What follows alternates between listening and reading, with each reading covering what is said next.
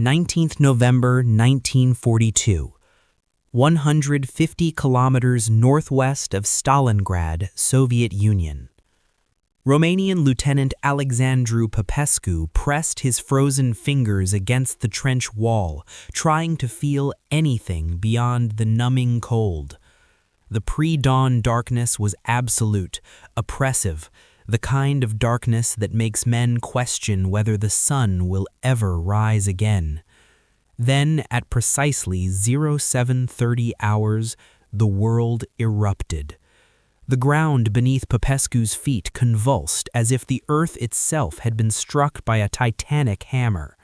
Over 3,000 Soviet artillery pieces opened fire simultaneously along a 200-kilometer front, their muzzle flashes turning the black sky into a flickering orange nightmare. Shells screamed overhead in waves, thousands upon thousands of them, impacting Romanian positions with apocalyptic fury. Within seconds, communication trenches collapsed, command posts vanished, entire companies were obliterated before they could even understand what was happening. Through the smoke and chaos, Popescu glimpsed something that turned his blood to ice. The unmistakable silhouettes of Soviet T-34 tanks emerging from the gray morning fog. Dozens of them, then hundreds, advancing in perfect formation across the frozen steppe. Behind them marched thousands of Soviet infantry, their cries barely audible over the thunder of artillery.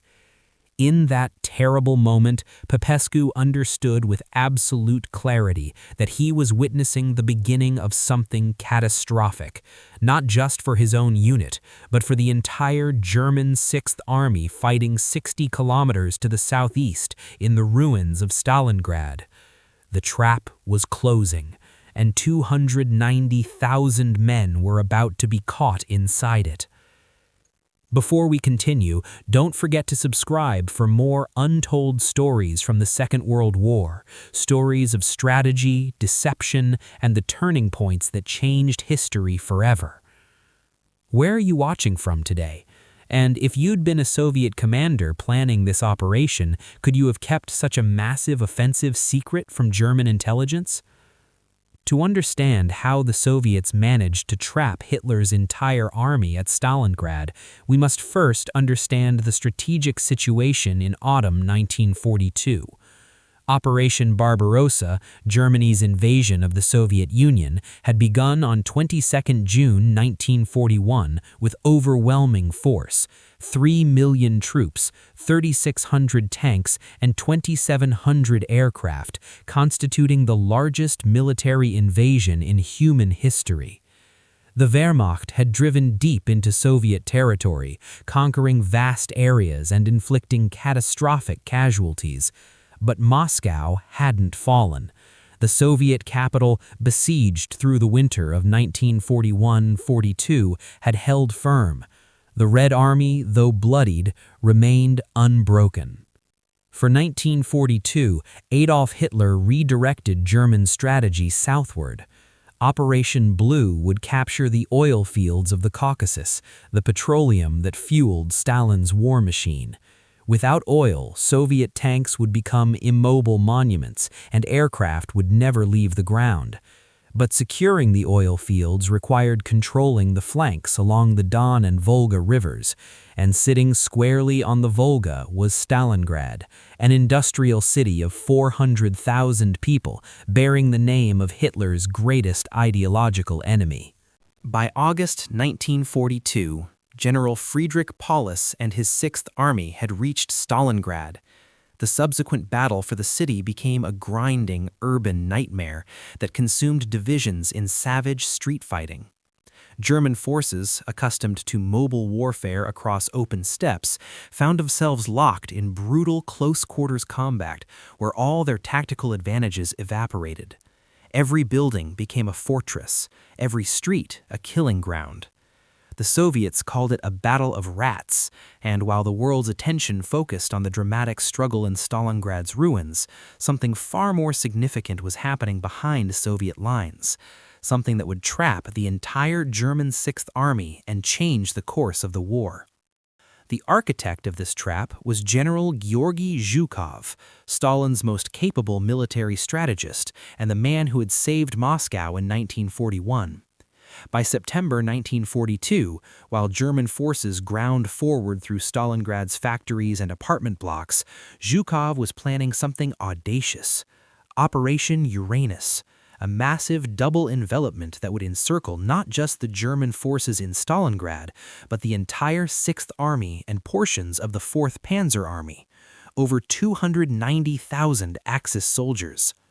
The key to success would be deception, secrecy, and exploiting the weakest link in Germany's defensive line, the Romanian, Hungarian, and Italian armies guarding the flanks. The German position in autumn 1942 was, in hindsight, strategically precarious.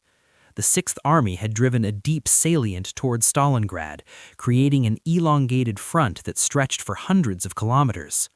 The army's northern flank along the Don River was held by the Romanian 3rd Army, 8 divisions equipped with obsolete weapons, lacking adequate anti-tank guns, and spread thinly across 140 kilometers of front. To the south, the Romanian 4th Army held another vulnerable sector. These Allied formations were poorly equipped, inadequately trained for the harsh conditions of the Eastern Front, and commanded by officers who had never faced the full fury of Soviet combined arms operations.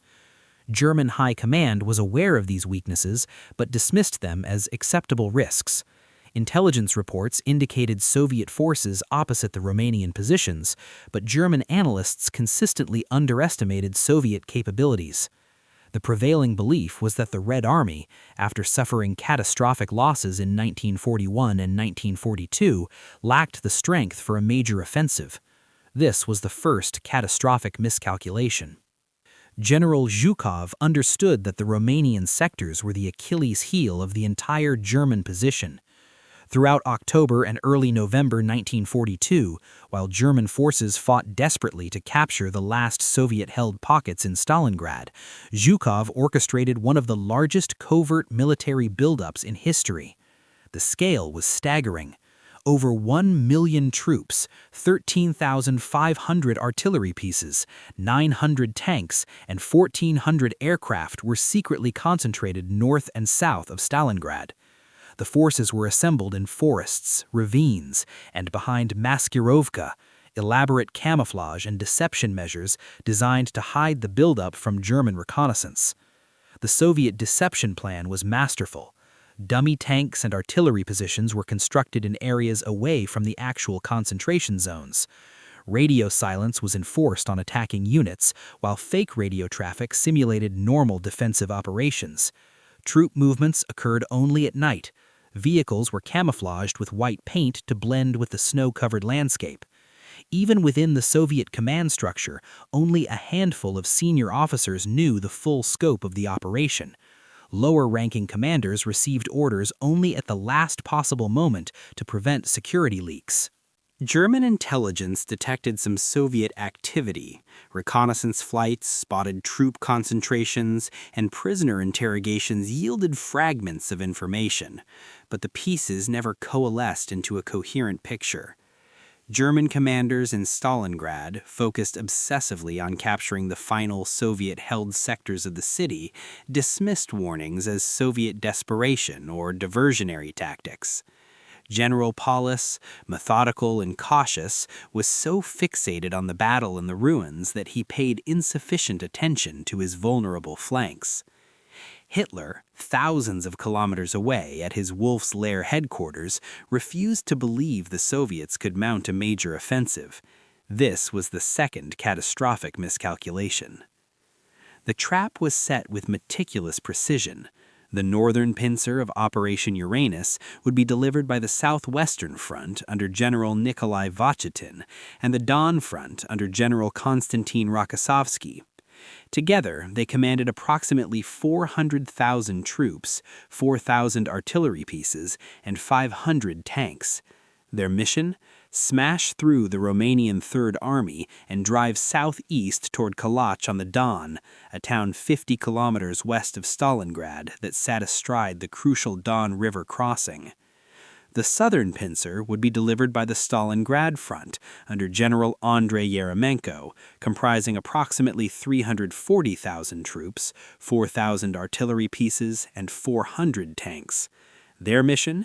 Break through the Romanian Fourth Army and drive northwest to link up with the northern pincer at Kalach, thereby encircling all German forces in and around Stalingrad. The assault date was set for 19th November, chosen deliberately to take advantage of weather conditions. The temperature had dropped below zero, freezing the marshy ground and making it passable for tanks. Morning fog would provide concealment during the initial assault. The Soviets had learned from their failures in 1941. This time, they would achieve overwhelming concentration of force at the decisive points, coordinate armor and infantry effectively, and maintain operational momentum to prevent German reserves from stabilizing the front.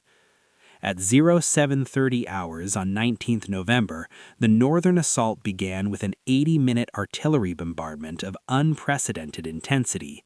Over 3,500 guns and rocket launchers pounded Romanian positions with high-explosive shells, creating a rolling barrage that systematically destroyed defensive works, command posts, and communication lines. Romanian soldiers huddled in freezing trenches experienced hell unleashed from above. The bombardment was so intense that Romanian officers later reported they couldn't hear their own voices, even when shouting directly into subordinates' ears. At 8:50 hours, the barrage lifted and Soviet armor rolled forward. The Romanian Third Army, equipped with obsolete 37mm anti-tank guns that were nearly useless against Soviet T-34 medium tanks and KV-1 heavy tanks, fought with desperate courage, but were overwhelmed within hours. The Soviet tanks punched through defensive lines, spreading out across the rear areas, disrupting communications, overrunning headquarters, and creating chaos. Romanian units fought in isolated pockets, some resisting heroically to the last man, but the front as a coherent defensive line ceased to exist by midday. One Romanian officer later recalled, "We saw the Soviet tanks come through the fog like gray ghosts. Our anti-tank guns fired, and we watched the shells bounce off the enemy armor like pebbles thrown at a fortress wall. Within an hour, we were surrounded. Within 2 hours, we were destroyed. We had been told we were defending an impregnable position. We learned we were merely the sacrificial tripwire for a trap we never understood." On 20th November, exactly 24 hours after the northern assault, the southern pincer struck with equal force. The pattern repeated. Massive artillery preparation, tank-led breakthrough, exploitation into the depth. The Romanian Fourth Army, like its counterpart in the north, disintegrated under the onslaught. Soviet tank columns, moving at speeds that shocked German commanders accustomed to the slower pace of previous Soviet operations, raced across the frozen steppe toward their link-up point at Kalach. German high command finally recognized the scale of the disaster unfolding. Frantic messages flooded communication networks. Reserves were rushed toward the breakthrough sectors, but they were too few, too scattered, and too slow. The 48th Panzer Corps, the primary German reserve in the area, attempted to counterattack the southern pincer, but was blocked by Soviet defenses and couldn't prevent the breakthrough's expansion. General Paulus, in his headquarters in Stalingrad, received increasingly desperate reports throughout 20th and 21st November. The northern and southern Soviet pincers were driving toward each other at alarming speed. His staff calculated that if the Soviets maintained their pace, the pincers would meet within 48 hours, and the entire Sixth Army would be encircled. Paulus immediately recognized the mortal danger. He drafted urgent messages to Army Group B headquarters and directly to Hitler's command post, requesting permission to withdraw westward from Stalingrad before the trap closed completely. Hitler's response was unequivocal. The Sixth Army will hold its positions regardless of the danger of encirclement. This was the third and ultimately fatal, catastrophic miscalculation. On 22nd November, advanced elements of Soviet tank brigades from the northern and southern pincers met near the village of Savetsky, approximately 15 kilometers southeast of Kalach. By 23 November, the link-up was complete and secured. Soviet soldiers embraced, fired celebratory shots into the air, and raised red flags. The trap had closed. The entire German Sixth Army, over 290,000 men, including 13 infantry divisions, 3 motorized divisions, 3 panzer divisions, and 1 anti-aircraft division, was encircled in a pocket approximately 60 kilometers wide and 40 kilometers deep. The encirclement achieved complete tactical and strategic surprise.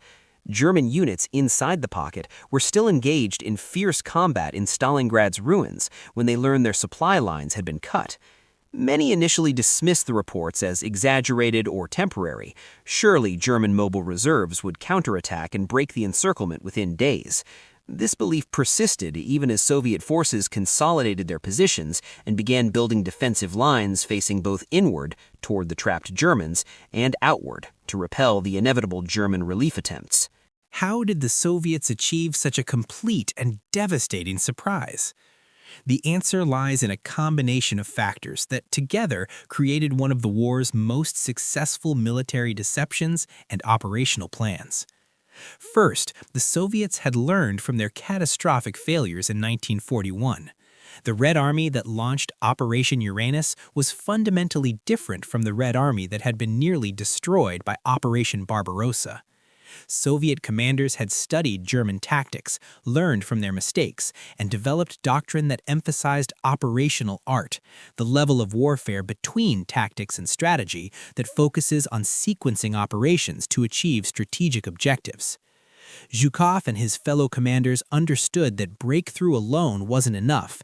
They needed to achieve operational depth, maintaining momentum to prevent German forces from stabilizing the front. Second, the Soviet intelligence apparatus had accurately identified the weakness of the Romanian armies. Soviet reconnaissance units had conducted extensive patrolling to map Romanian defensive positions. Prisoner interrogations revealed the poor state of Romanian equipment and morale. Soviet commanders knew exactly where to concentrate their forces for maximum effect.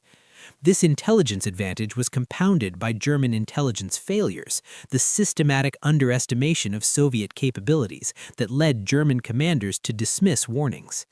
Third, the scale of the Soviet buildup was unprecedented, and the secrecy with which it was conducted was masterful.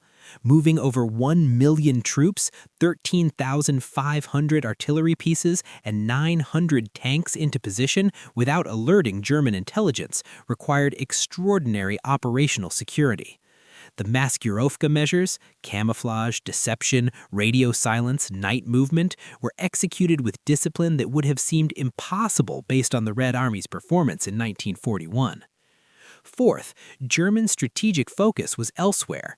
Hitler and his generals were obsessed with capturing Stalingrad, viewing it as both a strategic objective and a symbol of ideological significance. This fixation created a form of tunnel vision where warnings about vulnerable flanks were dismissed or minimized. The German command structure, which concentrated decision-making authority in Hitler's hands, lacked the flexibility to respond rapidly to changing circumstances. Finally, timing was crucial. The Soviets launched their offensive at a moment when the German Sixth Army was exhausted from months of combat in Stalingrad, when weather conditions favored the attackers, and when German reserves were insufficient to counter simultaneous breakthroughs on 2 widely separated sectors of front.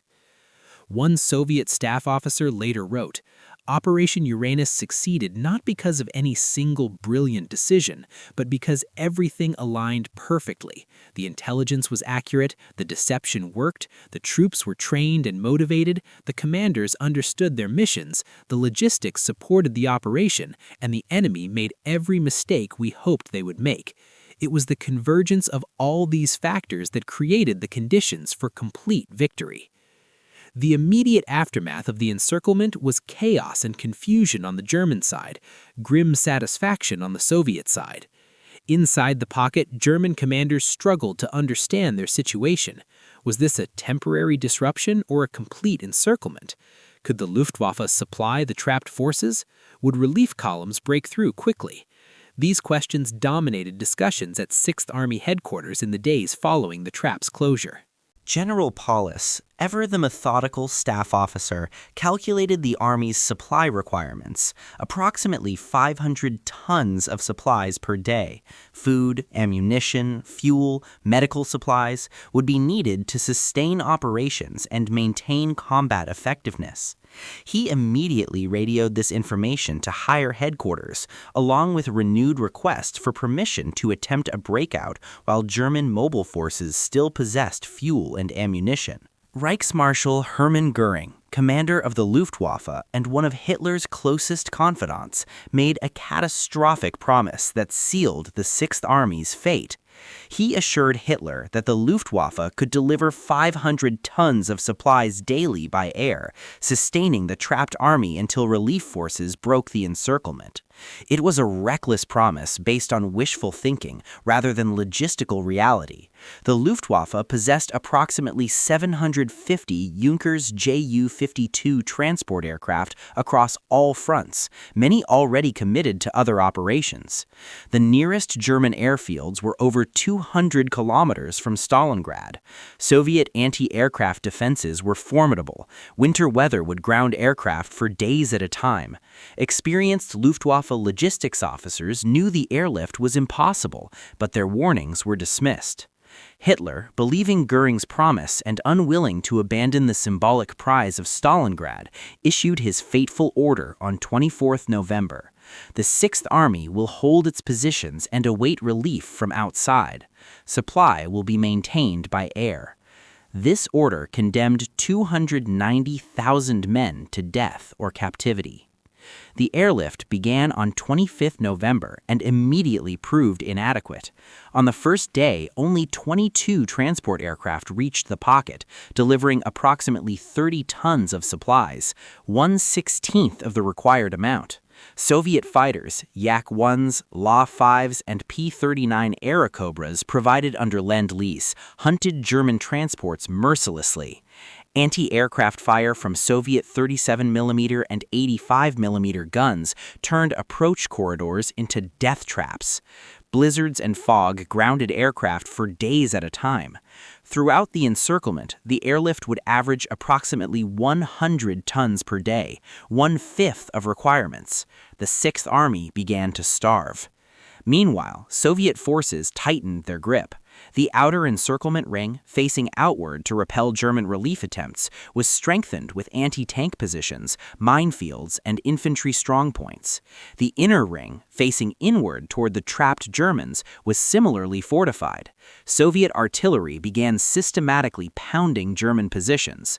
The pocket was slowly compressed as Soviet attacks reduced its perimeter.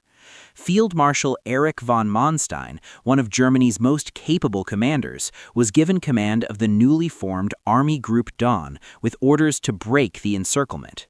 He assembled a strike force centered on the 6th Panzer Division, one of the Wehrmacht's elite formations, and launched Operation Winter Storm on 12 December.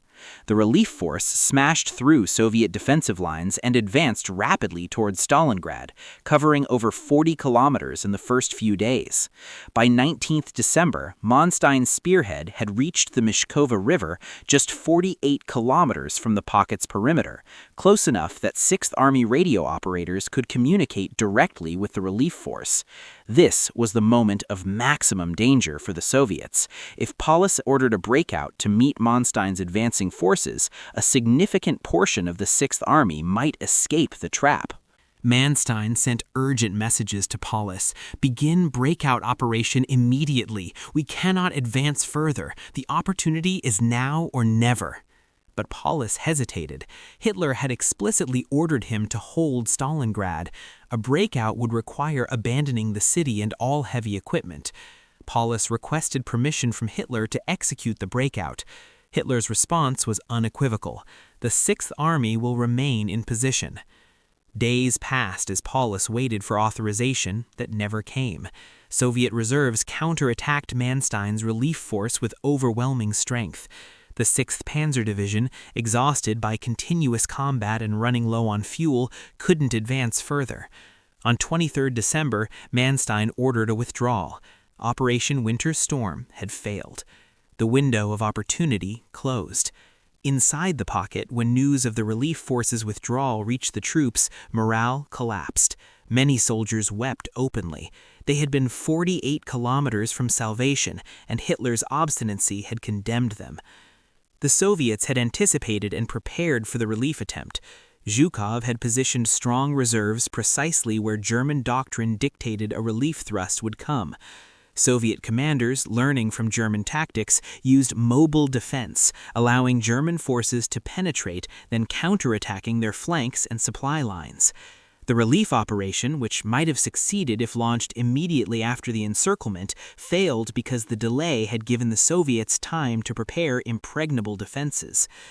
Throughout January 1943, the pocket was systematically reduced. Soviet forces launched Operation Ring on 10th January, a deliberate offensive to crush the trapped Germans. Over 7,000 Soviet artillery pieces bombarded German positions. Infantry and tanks advanced methodically, overrunning defensive positions held by men too weak from starvation to resist effectively. The pocket was split on 24th January, separating northern and southern groups. On 31st January, General Paulus surrendered the southern pocket. On 2nd February, the northern pocket capitulated. Of the 290,000 men trapped in November, approximately 91,000 survived to surrender. The rest died from combat, starvation, cold, or disease. The Soviet success in trapping Hitler's entire army at Stalingrad was the result of meticulous planning, operational excellence, and successful exploitation of German weaknesses. Several key factors made the operation possible: strategic deception and surprise. The Soviets successfully concealed the buildup of over 1 million troops through strict operational security, camouflage, and deception measures. German intelligence failed catastrophically to detect or properly assess the threat. Exploitation of weak sectors.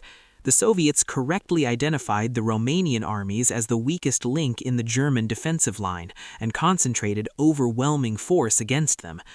Operational art. Soviet commanders demonstrated sophisticated understanding of operational-level warfare, maintaining momentum after breakthrough and preventing German reserves from stabilizing the front. Rapid exploitation. Soviet tank forces, moving faster than German commanders thought possible based on previous experience, achieved the deep penetration necessary to close the trap before German forces could react effectively. German errors. Hitler's refusal to authorize withdrawal when encirclement became apparent, Göring's false promise about aerial resupply, and the German command structure's inability to respond flexibly all contributed to the disaster. The strategic consequences were immediate and profound. Germany lost an entire field army, 24 generals, 2,500 officers, and nearly 300,000 troops. The Wehrmacht's aura of invincibility was shattered. German morale, military and civilian, cracked. For the Soviet Union, Stalingrad was proof that the Red Army could not only stop the Wehrmacht, but could destroy it utterly. Soviet morale soared. Stalin's prestige increased. The victory demonstrated that the tide had turned. But the human cost was staggering. Soviet casualties in and around Stalingrad exceeded 1.1 million, including over 478,000 dead. German casualties in the pocket alone approached 300,000. Romanian, Hungarian, and Italian allied forces suffered catastrophic losses. Hundreds of thousands of Soviet civilians died in the fighting or from starvation and exposure. The trap that caught Hitler's army was built with the bodies of over 1 million dead. When we trace the mechanics of how the Soviets trapped Hitler's entire army at Stalingrad, we see not a single moment of brilliance, but a convergence of factors: strategic intelligence, operational planning, tactical execution, enemy mistakes, and the brutal arithmetic of modern industrial warfare.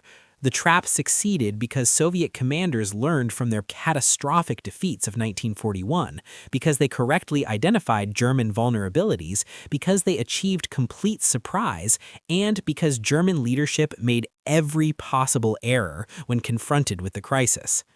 Romanian Lieutenant Alexandru Popescu, who witnessed the opening artillery barrage on 19 November, survived the war. In later interviews, he reflected, "We were told we were part of Germany's invincible Eastern Army. We were told our positions were secure. We were told the Soviets were defeated and could never mount a major offensive. Every single thing we were told was wrong. The Soviets came at us with a fury and scale we couldn't comprehend. Within hours, my entire unit ceased to exist. Within days, an entire German army was trapped. The trap was sprung so quickly, so completely, that we barely understood what was happening until it was finished." The success of Operation Uranus proved that the Wehrmacht was not invincible, that German operational doctrine could be countered by competent opponents, and that Hitler's strategic leadership was catastrophically flawed. From Stalingrad onward, Germany would be on the defensive, retreating slowly but inexorably toward defeat.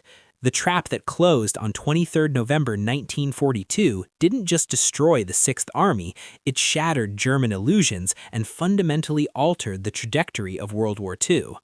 The question wasn't whether the Soviets could defeat Germany after Stalingrad, but when and at what cost. The trap demonstrated that the Red Army had evolved into a sophisticated military instrument capable of executing complex operations with skill and determination. The generals who planned Operation Uranus, Zhukov, Vasilevsky, Rokossovsky, Vatutin, and Yerenenko, would go on to plan and execute the series of operations that would drive German forces back to Berlin. Stalingrad was the laboratory where they perfected the operational art that would win the war. Today, when military historians study Operation Uranus, they recognize it as one of the most successful encirclement operations in military history. The combination of strategic deception, operational planning, and tactical execution created conditions where an entire German field army was trapped and destroyed. The operation demonstrated that modern industrial warfare, when conducted by competent commanders with adequate resources, could achieve decisive results through maneuver and encirclement rather than mere attrition. But beyond the strategic and operational lessons lies a more fundamental question. How could German intelligence and leadership have been so thoroughly deceived? The answer reveals the dangers of confirmation bias, of underestimating opponents, of allowing ideological beliefs to override military reality. German commanders believed the Soviets were incapable of mounting major offensives because that belief fit their ideological preconceptions. When evidence contradicted those beliefs, they dismissed the evidence rather than questioning their assumptions. The trap at Stalingrad stands as a cautionary tale about the importance of accurate intelligence, the dangers of underestimating opponents, and the catastrophic consequences of strategic inflexibility.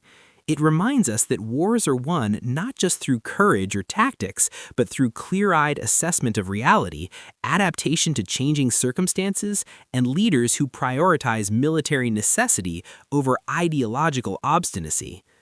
When Romanian Lieutenant Popescu felt the ground convulse beneath his feet on that freezing November morning, he was experiencing the opening movement of one of history's most successful military operations, an operation that would trap an entire German army and fundamentally alter the course of World War II.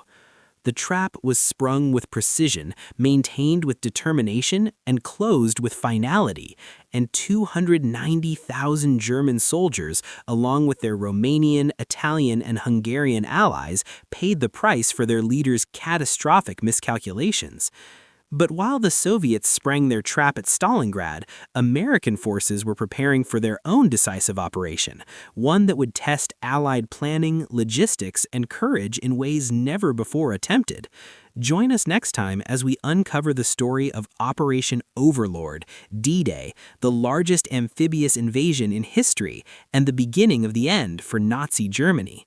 Subscribe now and never miss the stories of courage, strategy, and sacrifice that shaped our world forever.